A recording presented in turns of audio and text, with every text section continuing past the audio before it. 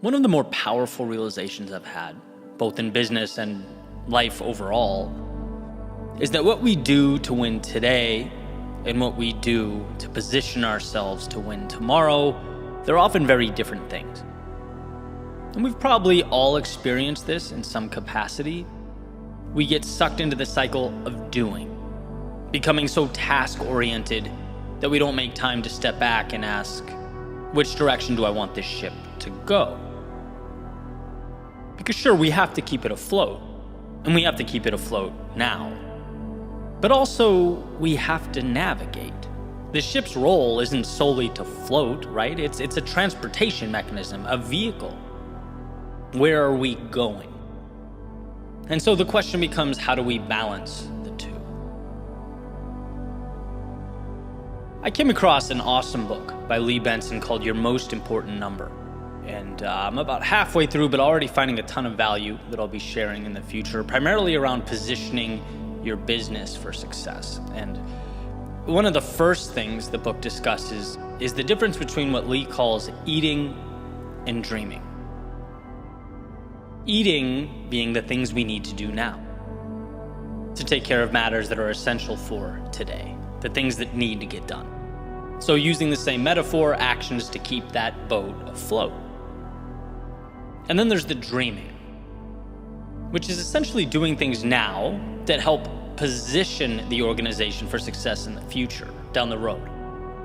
It's asking, what can I do today that will ensure we are winning tomorrow? So boat metaphor, it's planning for storms that may arise later in the journey. It's analyzing the best destinations and charting the course. And here's what really struck me.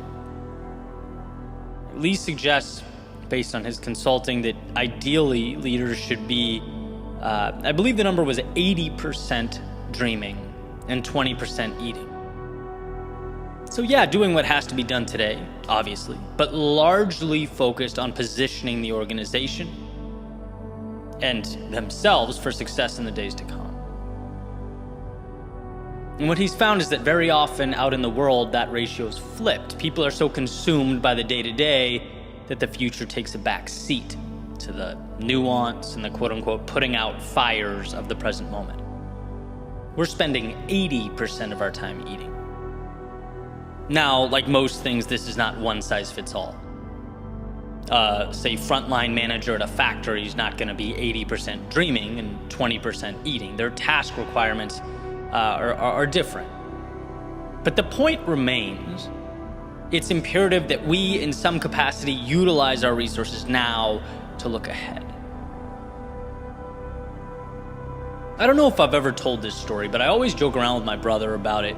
When we were kids in Southern California, we'd have these basically battles on the beach, right? Where we'd go down to the hard sand right in front of the water, and we'd each build these little wall/fort type things, maybe 20 feet apart from each other. This is like emulating World War I type stuff. And then we'd make cannonballs out of sand and just throw the sand at each other. Right, so in a way, this is a perfect metaphor because we would always be juggling, on one hand, building the fort that would protect us from the other person, so dreaming. And then on the other hand, I mean, those things hurt, right? We'd have to, in real time, be dodging incoming sand simultaneously to building that wall, right? So the eating. And he's a bit younger than me, so admittedly, this wasn't really fair. But regardless, he would get so consumed with throwing sand that his wall would be really cheaply made. At the beginning, I'd be trying to make this really solid base foundation, and he would just be pelting me with this stuff, and it was brutal. But as time went on, I'd build that wall higher and higher, and eventually it would be lights out for him. He'd have nothing to hide behind. The young buck was doing, let's say, way less than 80% dreaming. And so I'm no longer building castles in the sand. But as Thoreau said, now I'm looking to build them in the air, seeking to bring things into life that are merely ideas and concepts in my head. And naturally, this prompted me to ask, well, what's my ratio now?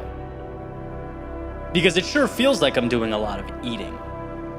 It sure feels like I spend a lot of time every day, dodging Mikey P's incoming sand cannonballs, right? Things are going to be different tomorrow than they are today. And to truly win, we need to be asking ourselves, how do we build that bridge from the present to the future? How do we lay out stepping stones that will allow an evolution in what we're doing? And I'm thinking, if my day's 95% consumed with eating type tasks, then I need to figure things out here, right? Is it automate? Is it eliminate? Is it delegate? It's something, because the ship needs to be more effectively captained. And I love these epiphanies. Just a change in mindset that can completely redirect one's entire trajectory.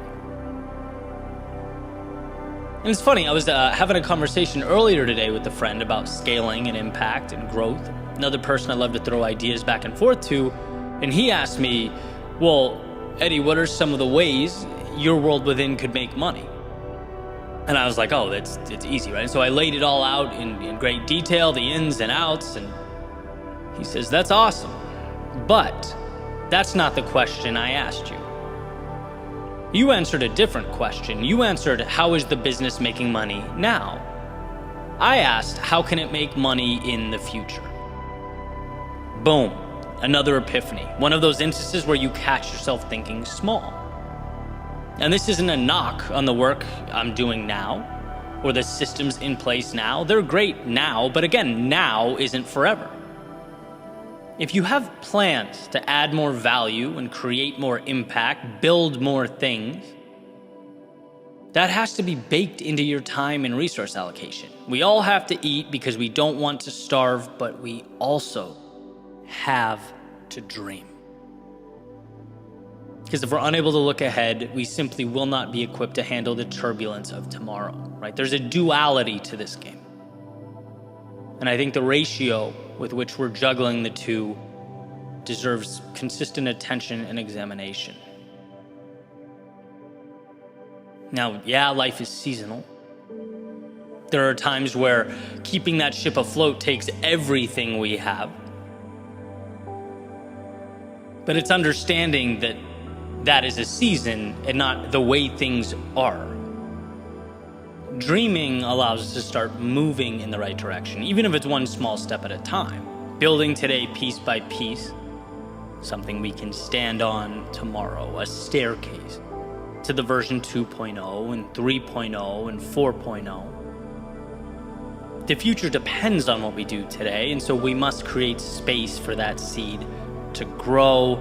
We must chart the course and captain the ship to the next horizon.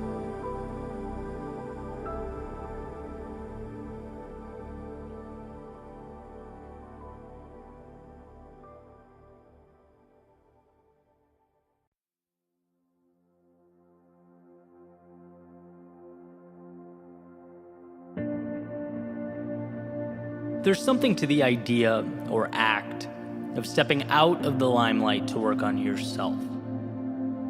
To quote unquote, disappear for a particular period of time so that with a laser-like focus, you're able to build and develop the skills that will make you great at what it is you want to do. In a sense, we're not created out in the world as much as we're created by what we do behind the scenes. The thousands of hours spent dedicating ourselves to a craft, right? We enhance our value and capability by doing the often monotonous, unglamorous things day in and day out. And those results out in the world are merely a reflection of that work. And that's what makes excelling in any given area so challenging. There's something counterintuitive about performing to an audience of one. Dancing to no applause, exhausting time and energy, resources, so that you can cling to a promise. But that's also why excellence will always be reserved for a few. Open to everyone, but ultimately a few end up there, right? The same way a finish line is open to everyone, but ultimately reserved only for those willing to put in the hundreds, if not thousands of practice miles to start the race, run the race, and complete the race. There's a substantial amount of sacrifice involved. The outside world is its own chess game. It requires courage and innovation and a willingness to step into its great unknown. But ideally, in doing so, one would be armed with the competency they've acquired when no one is looking. It's a result of their own dedication and commitment. And I actually started thinking about this during a Q&A I did recently, where someone asked if I had any thoughts on how they could start a speaking career, right? I'm sure happy to give my thoughts. First and foremost, understand it's a long play, so be willing to endure that bumpy road, that journey. There's no magic formula that makes you an MLK-esque orator overnight, right? You work forever to capture a fragment of that excellence. And someone kind of chimed in, giving me a hard time. We know, Eddie, you hate marketing. And I'm like, marketing? It took me a second to connect the dots. How is this related? And the light bulb went off, and I kind of laughed because I do bash marketing quite a bit. And I think what they were getting to is I'm always talking about the long game, right? I'm always talking about working on yourself, the back end, the deep work, chiseling yourself into something that's unique, authentically you, extraordinary in its own right. Or being so good, as the saying goes, they can't ignore you. But at the same time, it would be pretty ridiculous and stupid for me to say marketing is not important. Marketing's pivotal, ingrained in some capacity in everything we touch. You have to be able to effectively communicate why something is valuable, obviously. But I think there is a misconception and genuine misunderstanding in today's day and age with regard to adding value, with regard to rising to the top of a niche or making an impact. We see flashy posts and ads and videos and think, that's the target. But that's just the mechanism for communication. That's the bullhorn. That's not the value add. In Cal Newport's Deep Work, he mentions how difficult it's becoming for us to break away from the social media and the push notifications and the emails, and in solitude, do the kind of work that really moves the needle, that propels our greatness and makes us better at what it is we're looking to be great at. We officially exist in a world of distraction, where perhaps the greatest challenge now is, how do we disconnect? How do we turn off? How do we slip into a state of deep work so that we can grow as people? And then sure, you market that competency once it's acquired. But the goal is not to be a society screaming into a void trying to sell boxes of air. We simply can't afford to leave substance behind. Value is ultimately what makes the world go round, and it's created, again, outside of the limelight. And look, there's going to be some bias to my approach based on the path that I chose to take. This has worked for me, so I stand by it. I advocate for it. And surely there are some very talented people that disagree with me, and that's great. But I've always had the arrow pointed at what I want to do, what I want all this to mean at 45 years old, 55 years old. And right now, looking back, it's all the hours I spent writing in solitude, or giving speeches to a wall in a studio apartment, recording and re-recording, adjusting my approach. It's reps, reps, reps. That, to me, is what matters now.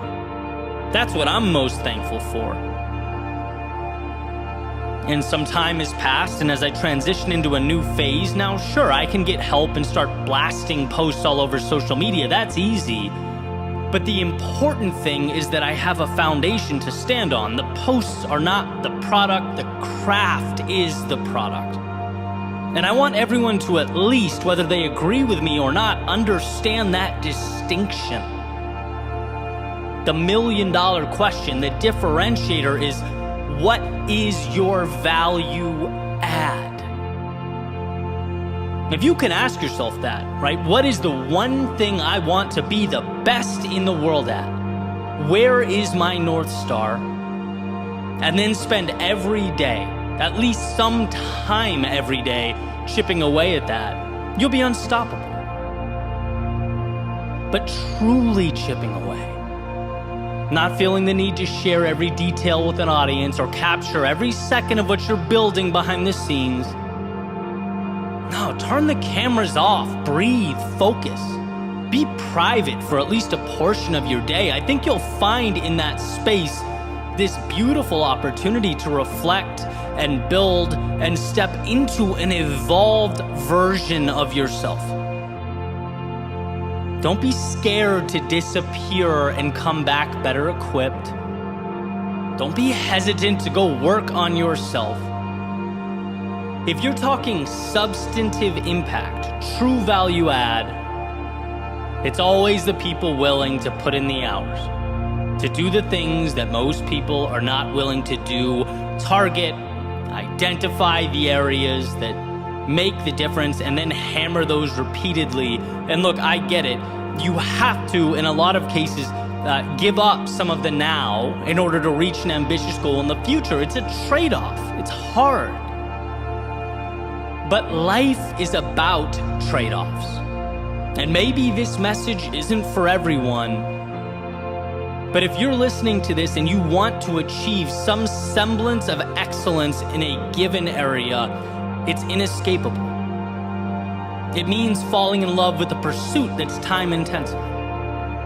It means showing up and putting in the hours, often for little short-term validation. It means solitude, because getting better is more important than attention. One of my favorite quotes is, "Confidence is earned." Well, you earn that confidence by showing up and committing to the things that truly matter, that make you stronger. Sometimes we must step back to leap forward, disappear as we are in order to reappear as we wish to be. Real work happens when no one is around you.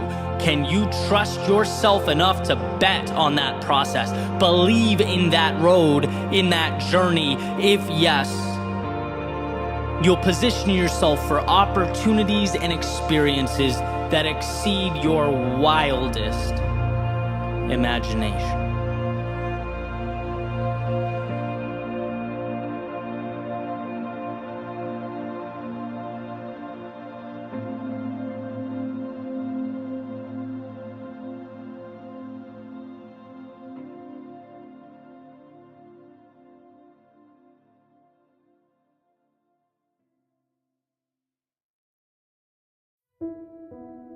A good plan, violently executed now, is better than a perfect plan executed next week.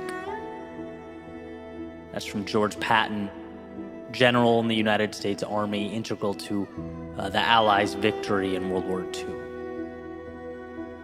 So why? What makes this statement so powerful? Well, it rings true because we have to move beyond the idea that we can manufacture greatness with one swing of the bat, one stroke of the pen. That if we wait for the right moment, perfection will come. The light will turn green, the stars will align, and the path will emerge. I feel like I could scream this from every mountaintop and it wouldn't be enough. Life is not a perfection game. Life is an adjustment game. And I'll speak anecdotally here. In my experience, looking over my shoulder, reflecting, Those times that I'd clung to perfection, rationalizing my immobility by saying, hey, you're not ready, this isn't good enough. I'd only have to dig a few layers down to see that my not moving wasn't out of some loyalty to excellence. No, I was standing still because of fear. A fear of going, of starting, a fear of the unknown. Perfection is the biggest con there is. It's a scam. It says, wait here, your perfect moment will arrive. Hang tight, the right time is coming. No, there are no perfect beginnings. There's merely the courage to move into something new, or the regret that will ultimately come from wishing that you did. And sure, a part of it's almost counterintuitive. It's like, why isn't it beneficial to wait? Why would you want to take the leap before you're ready? Here's how I see it.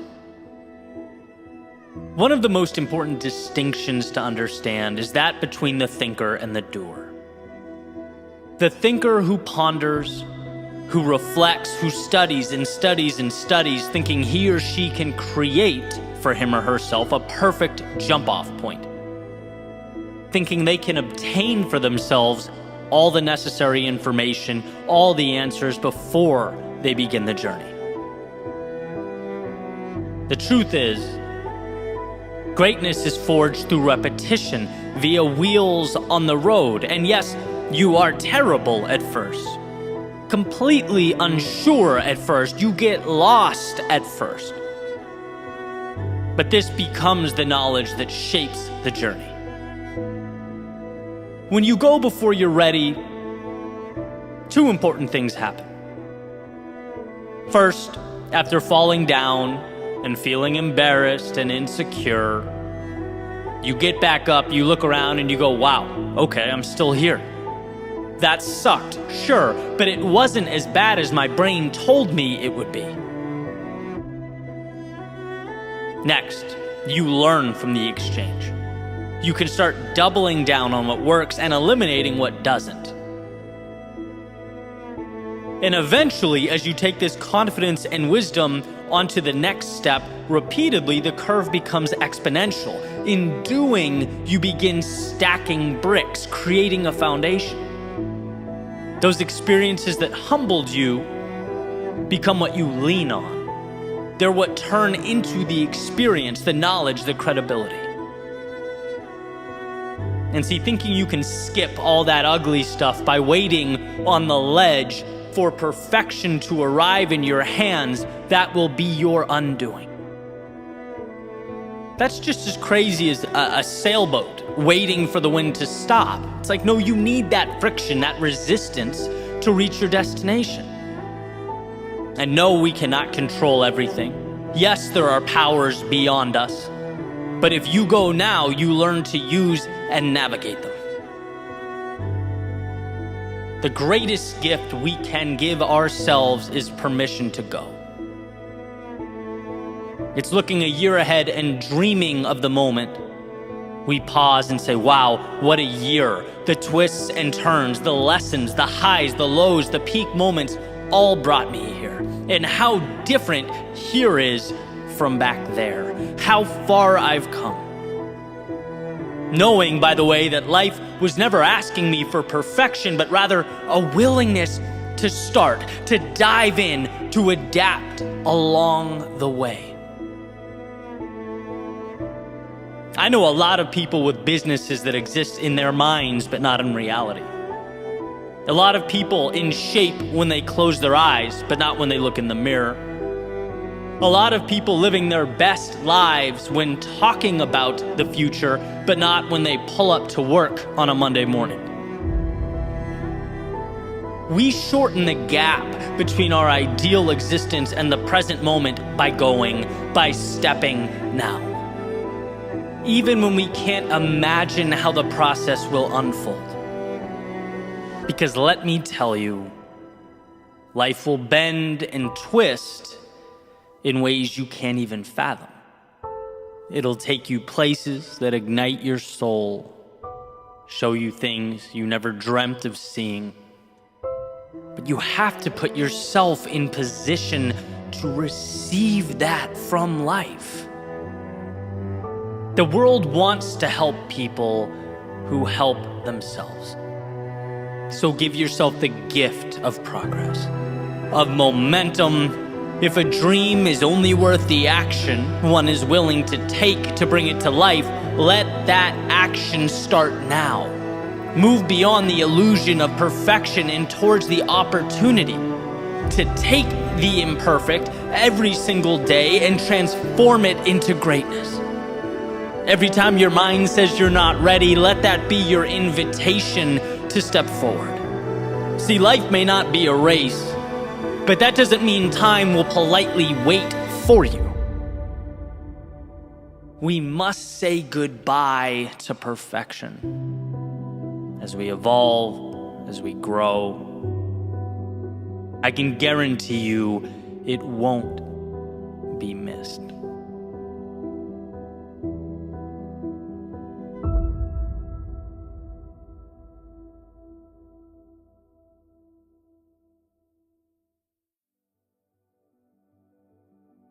I was listening to Alan Watts the other day, and he was referencing a Zen parable, and he asked this question that I thought was pretty cool. He goes, when a flag is flapping in the wind, what's moving? The flag or the wind?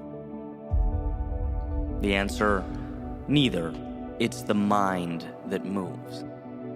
It's how our minds interpret our experiences that create our realities.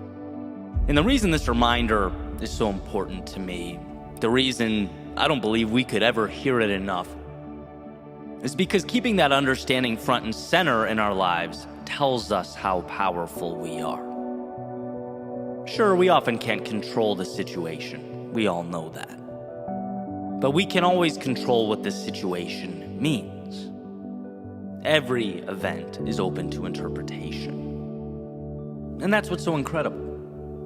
Yeah, sometimes it takes a while to get to the value, especially when our minds want to default to the negative or what's missing or what's lost.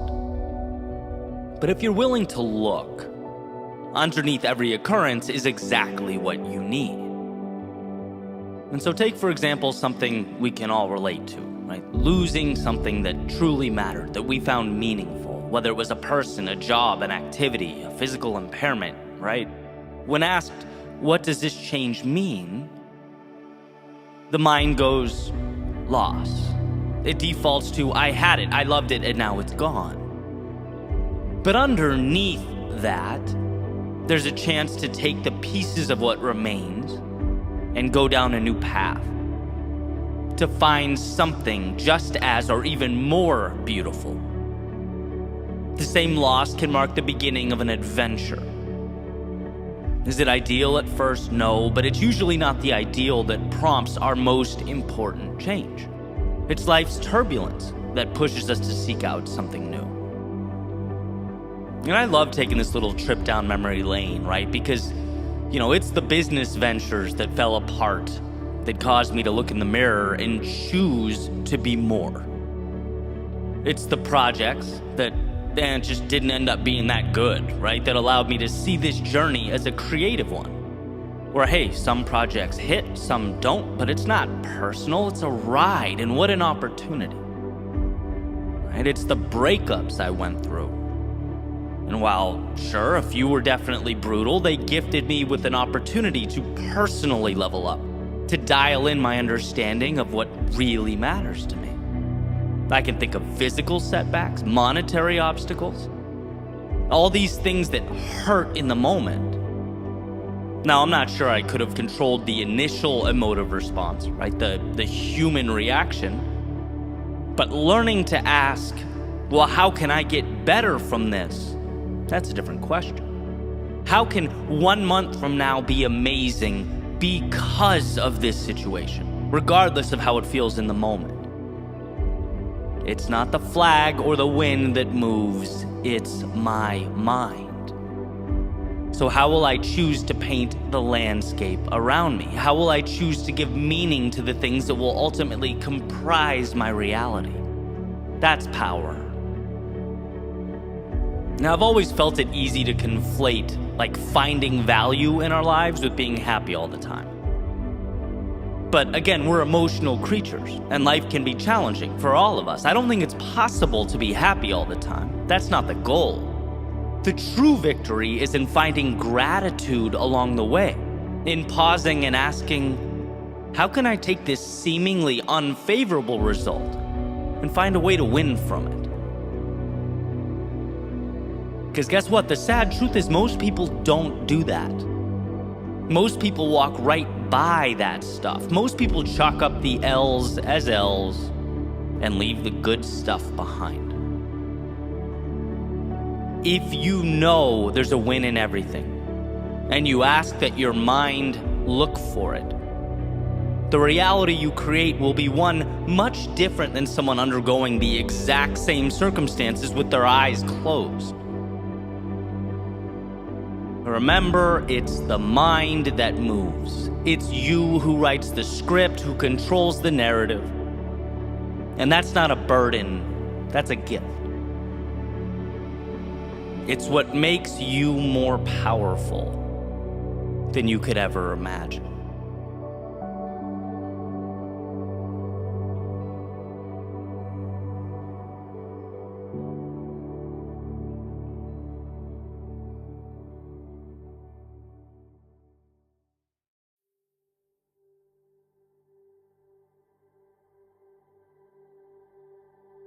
The little E on the car dashboard reminds me that I'm pointed east.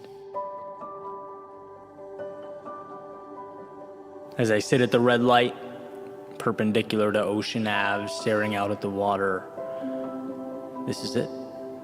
This is as far as I can go. There are no more streets or towns or cities. There can't be any more stops along the way, just miles and miles of ocean.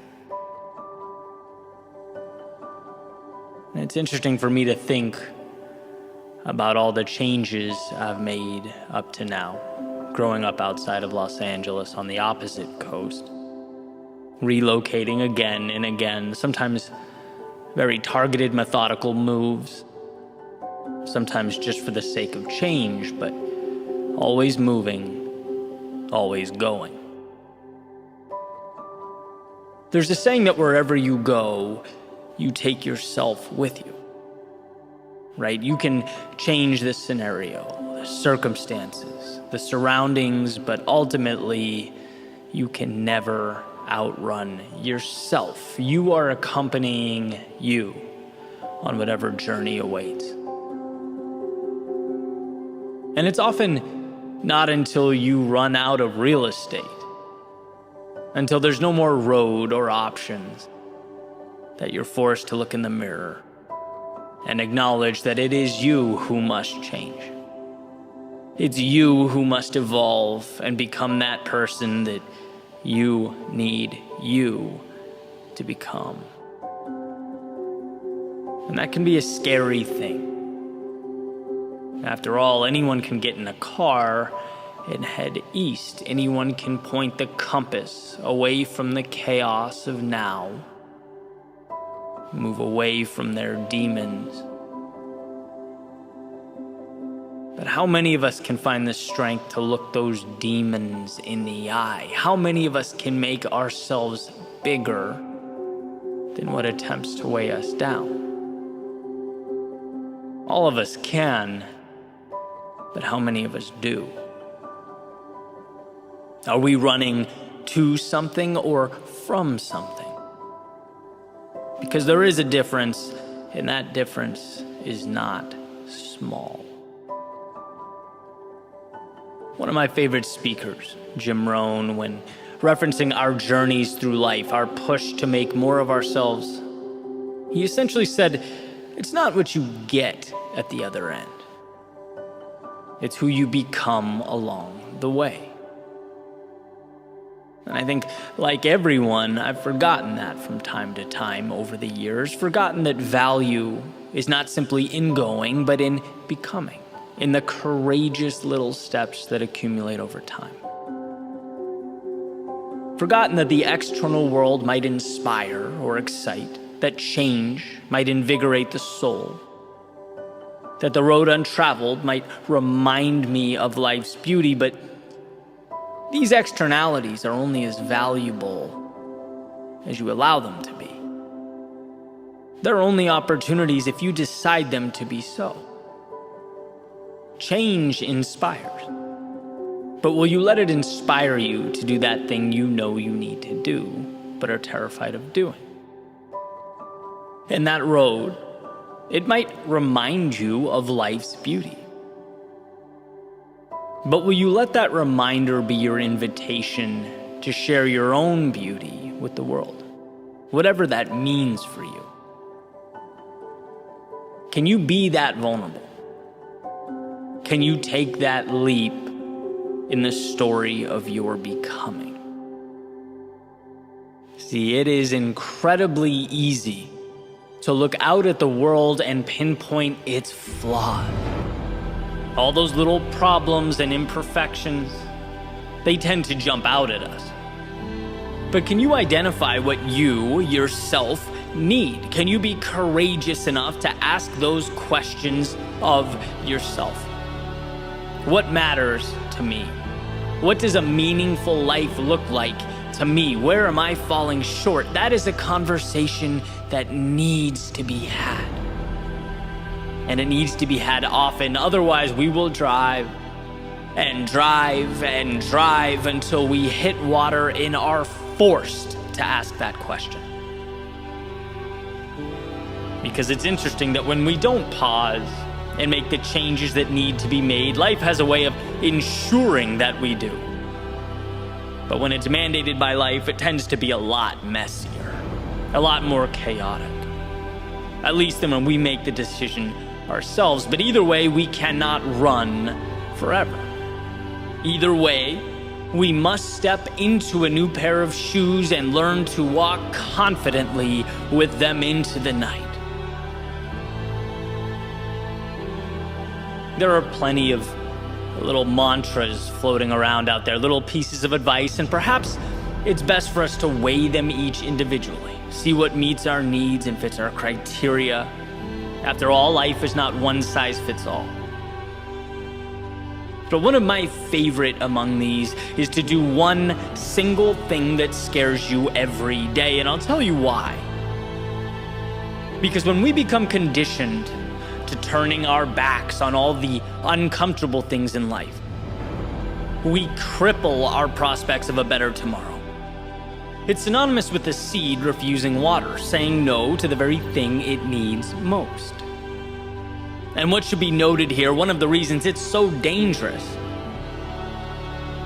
is that saying no is incredibly subtle. It's not some big event or explosion. There's no fireworks show that occurs every time you walk away from what you need.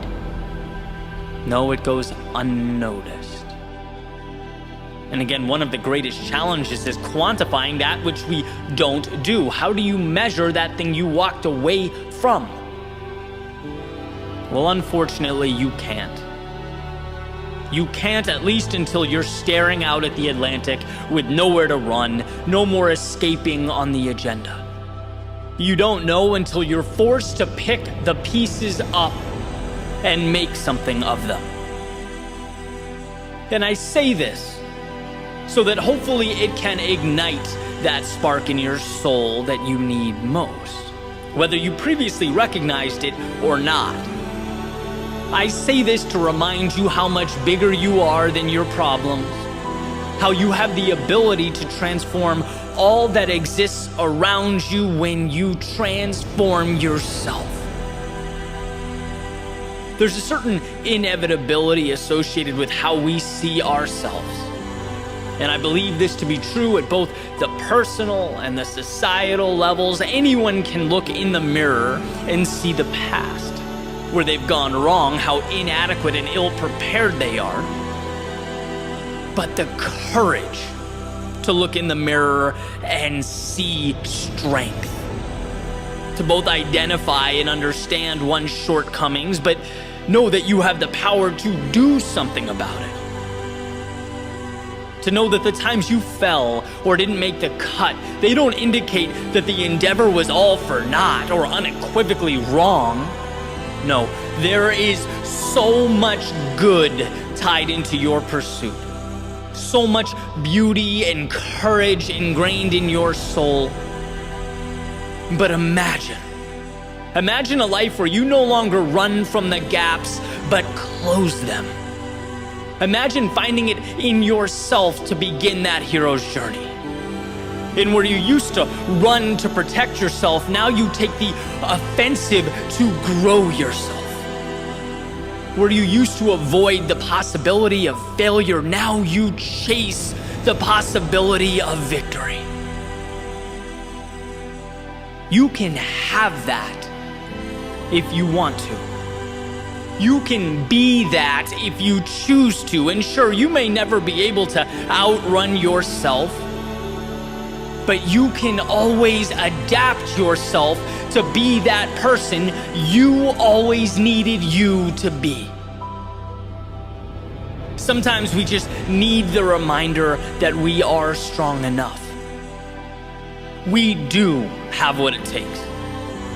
And that the thing that hurts us most in the short term not only saves us pain in the long term, but it becomes what we live for. It is where we find our meaning. And so perhaps this ocean before me is not there to remind me of my constraints, that I have no road left, but a reminder of just how often we measure using the wrong metrics. Perhaps I needed to see again that it's not where I end up, but who I become along the way. That when the internal self steps into the shoes it's been too intimidated to wear, that when the world within becomes the beacon you need it to be, the roads and the stops along the way, they matter a little bit less than the eyes that process it all, that decide what it means, how it will be utilized in the game of life. And so, yes, the little E on the car dashboard, it says that I'm pointed east. But as I sit at this red light, perpendicular to Ocean Ave, staring out at the water, I know this is only the beginning.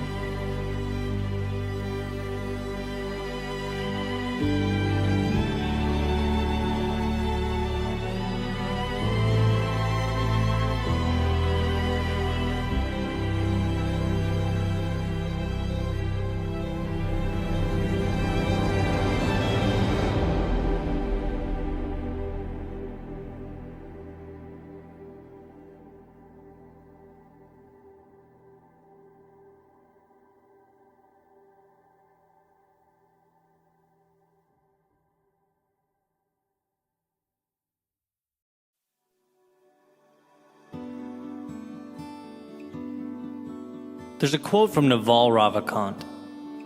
He says, "The closer you are to the truth, the more silent you become inside." Found that interesting. Got an email recently from someone asking for my thoughts about their being overlooked for a promotion at their work. They say that they're dedicated, they work hard, they show up and execute. So what does the act of being overlooked mean? Well, like so many things, it's contextual, but let's play with it, right? What does feedback ever really mean? It means what you decide it does.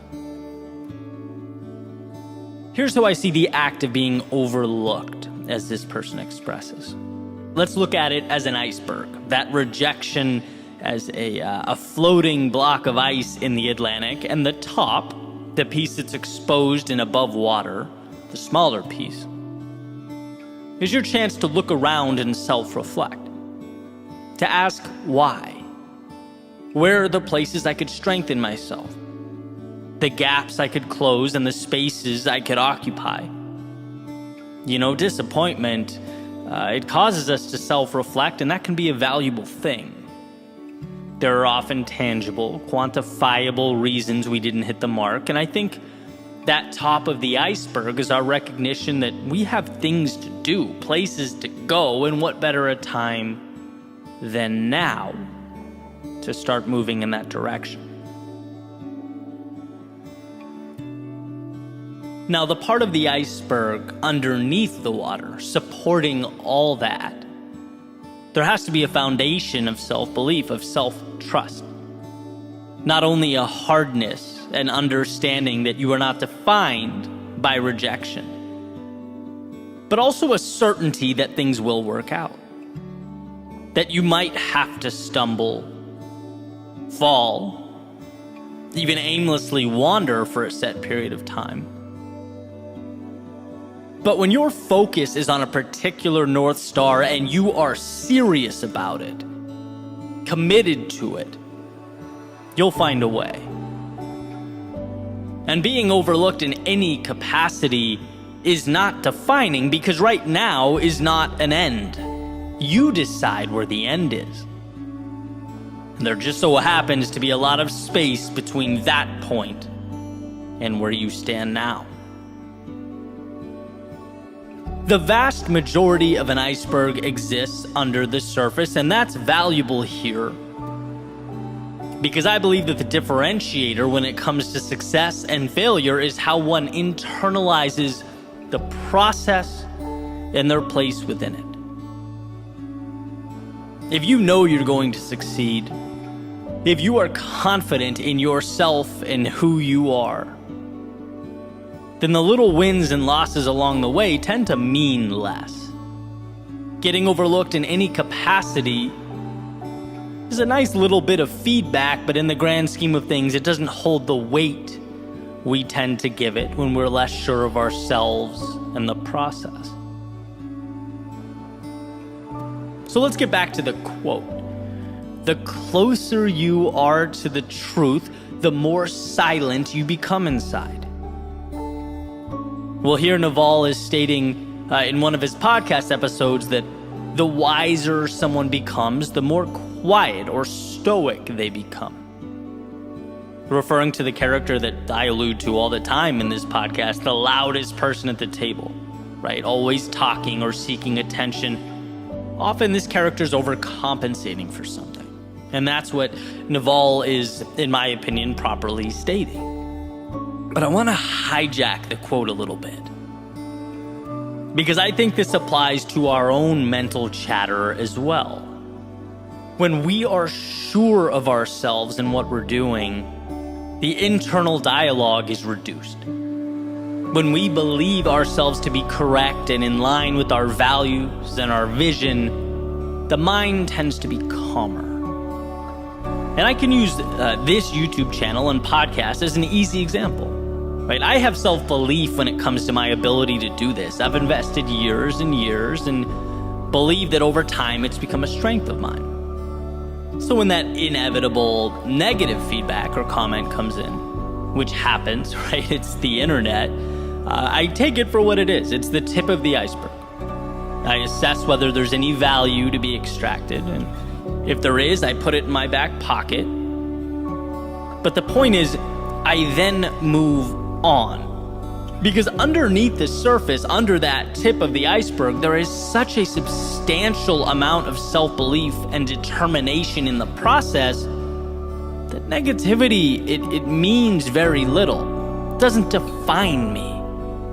And that's the point that I aspire to cling to. And conversely, as counterintuitive as it seems, I think we should be the same way with positive feedback. Right? Like when nice things are said, it makes us feel good and we should be grateful, sure. But the idea is the same. Examine, pocket the feedback, and move on. Because if we rely too extensively on good feedback for our self-worth and our sense of identity, it's going to be hard to avoid doing the same thing when the other stuff comes in.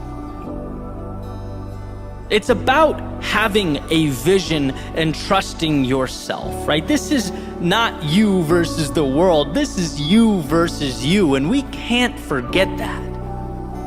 It's a person committed, determined, on fire in their purpose, collecting data along the way to something greater. And look, sometimes that data comes in the form of being overlooked. It highlights ways you need to make yourself stronger and better.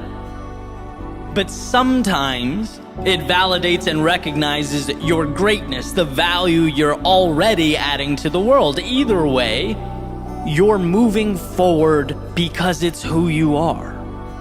And as long as you tell yourself you're going to win, and those 2 feet underneath you haven't stopped moving, you're putting yourself in position to capitalize on all the opportunity life has to provide.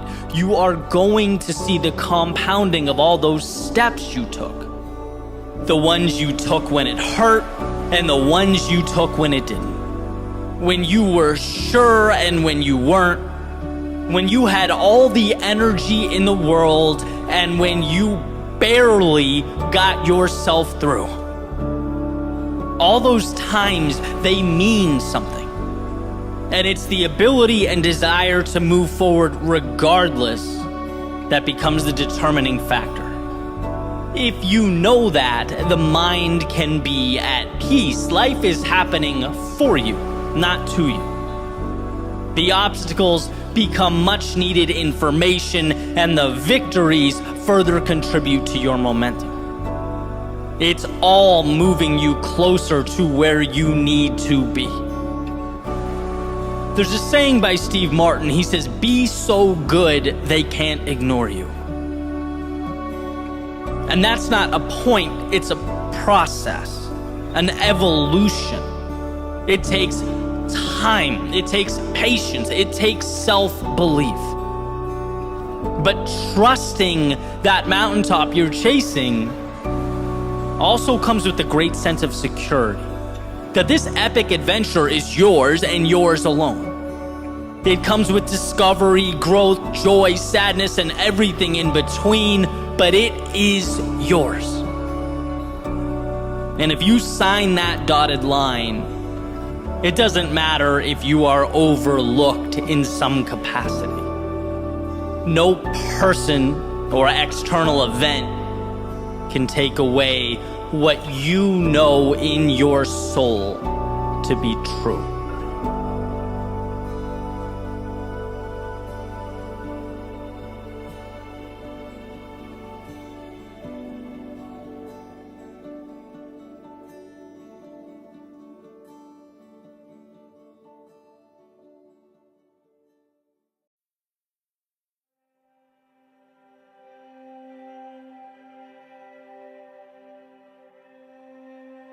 A life well lived is a dance between having the strength to walk away and having the courage to go all in. It's juggling the idea that absolutely nothing matters and the idea that every second is a blessing beyond which I'm capable of even explaining or articulating.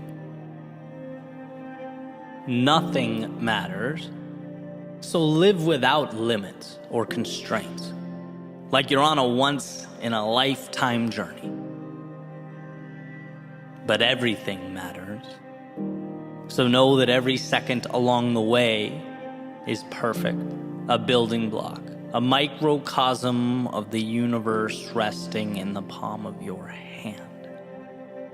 And I think about this push-pull from time to time. I play with the idea that nothing matters when I need courage, when I need to convince myself to be a little bolder, reinforce the understanding that there is no pressure here.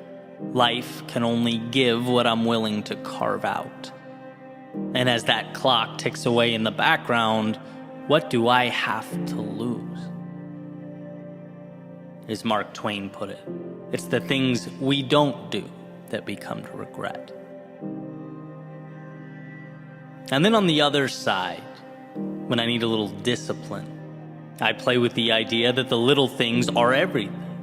After all, two things can be true at once, and the details matter a lot.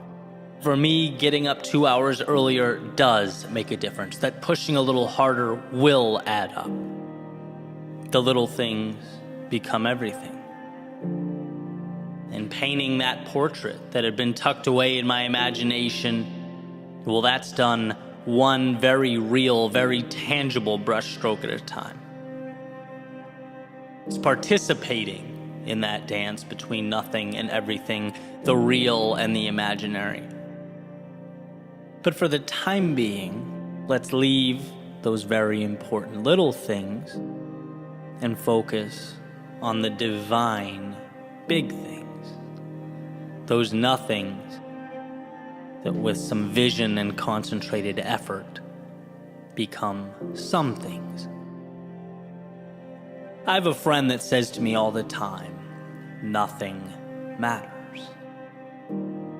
And not in a nihilistic, throw your hands up and stay inside until the end of time type way. But in a way that poses the question, why wouldn't you risk it all? Nothing matters. Why wouldn't you risk seeing how far you could push, how long you could run, how much you could become? Because maybe, just maybe, this whole thing isn't as serious as we'd like to think it is. And instead of feeling confined and scared, what if you felt alive, blessed to even be here?